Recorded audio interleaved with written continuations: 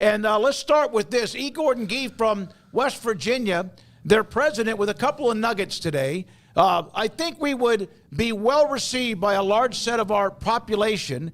He left in a very unruly manner, talking about, of course, Rich Rodiguiez. If he were here, if he were to come back, it would have to be as a prodigal son. Can he come back? I don't know. I've come back twice. Yes, he has, and he's not without controversy.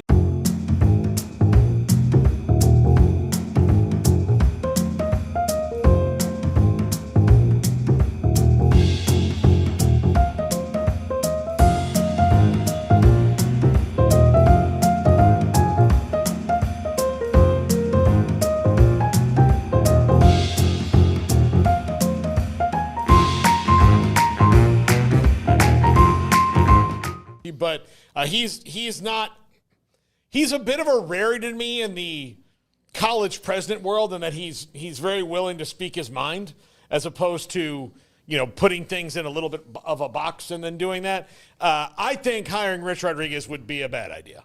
I mean, and I reserve the right to be proven wrong on that. If for West Virginia's sake, and especially all their fans that watch our show every day and have supported us, I hope whoever you hire works out great for you. But I think I like new ideas better than old, more or less. I think that going back to Rich Rodiguiez because it worked 20 years ago is a mistake. I think you need to go back to a coach who's innovative and can win in the Big 12 now. Yeah, I mean, it's certainly interesting to hear him speak on it. And as he said, he's come back and returned, and others have as well. And so it's not unprecedented, and it could very well be successful. There's obviously a chunk of West Virginia fans, including some former players, who feel like Rich Rod's the guy that knows the DNA and knows how to push all the right buttons and get the fans going and just get that machine operating at its highest level. And now, granted, that machine, when you saw it, was like the 2007,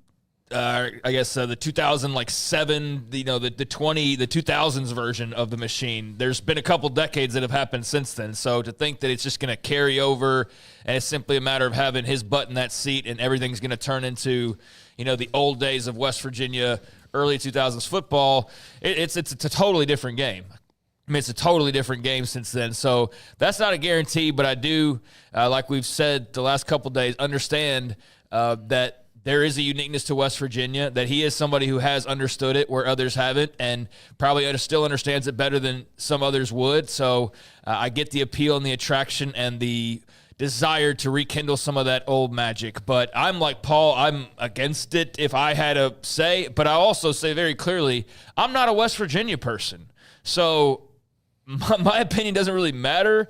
And I also feel like it's one of those things where I definitely wouldn't go that route, but I know it's different for those people that are inside those walls, right? Like those people that cheered Rich Rod on and cheered West Virginia on. It's different for them than me, just neutral observer on the outside looking in going, yeah, I don't think you want to get back with your ex. I don't think that's a good idea 20 years later, the whole J-Lo Ben Affleck thing, because that's what this sort of feels like. But then again, you look at UCF and they're doing the same thing, albeit a much shorter gap in between, and their fans seem to be fired up, and I know there would be a segment of West Virginia fans fired up. So the point being right now is they still haven't hired a head football coach. I know we're going to get to where they also may be looking, but yeah, the Rich Rodiguiez fire is still burning, and interesting to hear E. Gordon Gee just talk about it and acknowledge it. One of the other things he said, you get somebody every once in a while that go, why is there so much interest in this? Of course, the television numbers are better than ever before, but really across the board and with most sports,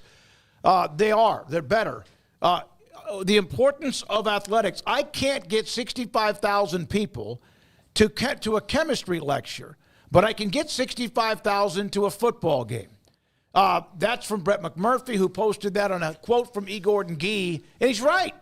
Well, and you hear about it's the front porch to the university when it comes to athletics, whether it's a great basketball program or if you have a great football program or just a lot of athletics departments and teams. This is just something I think that needs to be said to a lot of people who like to stand on the line. Well, it's just wrong that this is where, like, all right, yeah, I mean, we can get into the what's right and what's wrong or how things should be in whatever world you want to live in your candy cane rainbow forest, but the bottom line is, like, people want to see this and they'll pay to see it. That's why there's money involved. And yeah, I mean, you can have the best chemistry professor in the world, but it's not going to excite most people as much as a really good football game or even a very bad football game. So the bottom line is, yeah, you've got to promote athletics. And the idea I think that a lot of people don't get is athletics is what, like you said, the front door. Athletics is what gets people excited about going to take your chemistry class.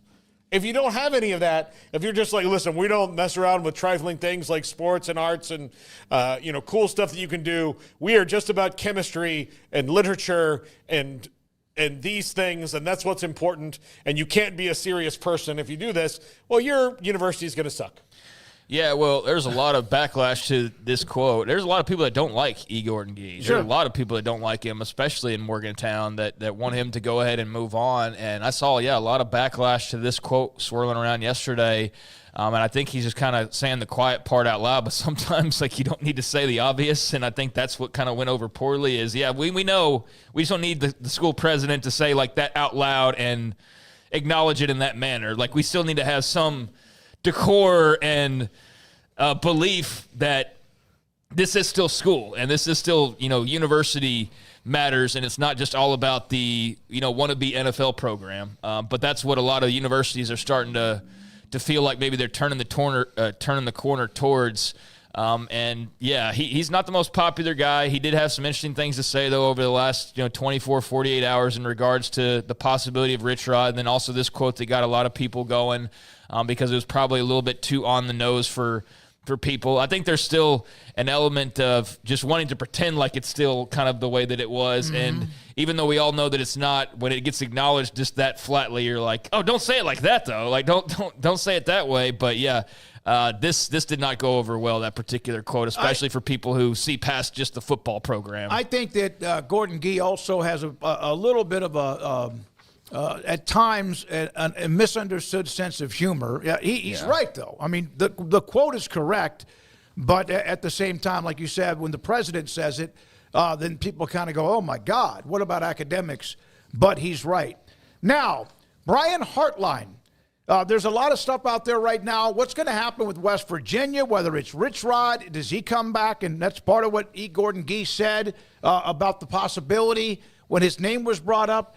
And then this one today, this is from our good friend Joey Foster. He's a great West Virginia fan and does some podcasts for them. Joey, thank you for this note. He sent this to me as I was on my way to the studio.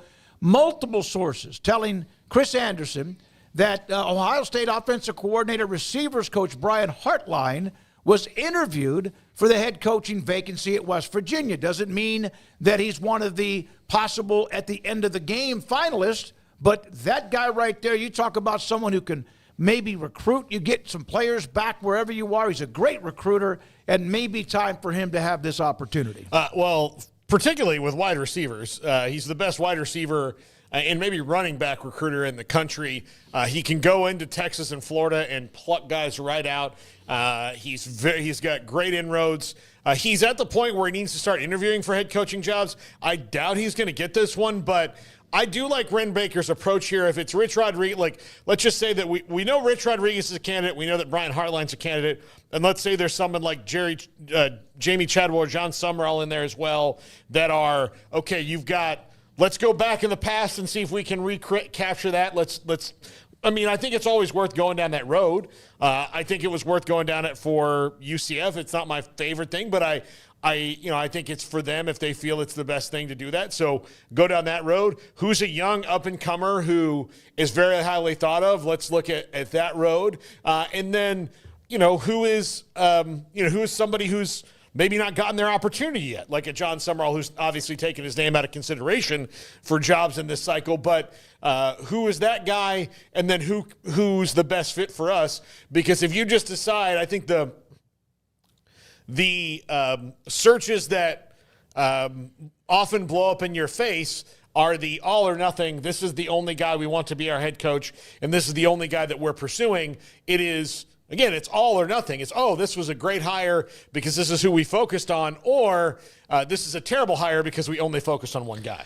I'm just glad to see some fresh blood being No, mentioned with this absolutely. I was job, gonna say and that. not Thank you for just a saying that. retread Yep. of Rich Rodriguez. I think that obviously Andy Kotelnicki was linked to this for a few days there, and that made a lot of sense. And he's going to be a head coach sooner rather than later, and that would have been a nice grab. But he decides, or whatever's decided, he remains in Happy Valley, and so then it goes from kind of a Kotelnicki and then a mystery box of who else maybe has Ren Baker talked to and Rich Rod to then Rich Rod. And is there anybody in the mystery box? Because Kotelnicki's out now, so what's remaining other than Rich Rod? And surely Ren Baker, who is still a fresh AD and is not a West Virginia guy, has got to have some ideas outside of like the coach who was here 20 years ago. That's the part to me that's been hard to kind of wrap my head around is we know Ren Baker, and it's hard to believe that, unless there's just like a list of bad timing where nobody's interested or nobody's quite ready for it, that's the route you go. I just feel like he wants to make his own splash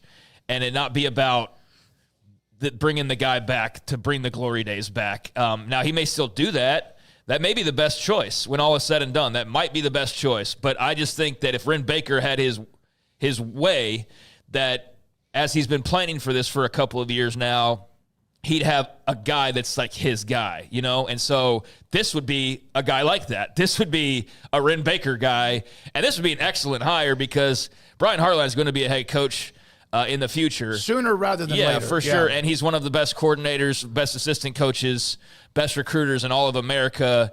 His list of talent that he's brought to Ohio State over the years is unmatched by 99.9%, and I don't even know who that 0.1 would be comprised of. So that, to me, got me excited when I saw, there's a fresh name. There's a new guy that could be very exciting, and I would be over the moon, I think, about the possibilities, and just thinking of the talent he could bring to Morgantown would have me really pumped up. But, yeah, don't know how realistic this is. Cool to see the name mentioned, and we'll see if it throws a wrench in the plans for, the big 20-plus year reunion for a lot of the old Mountaineer faithful.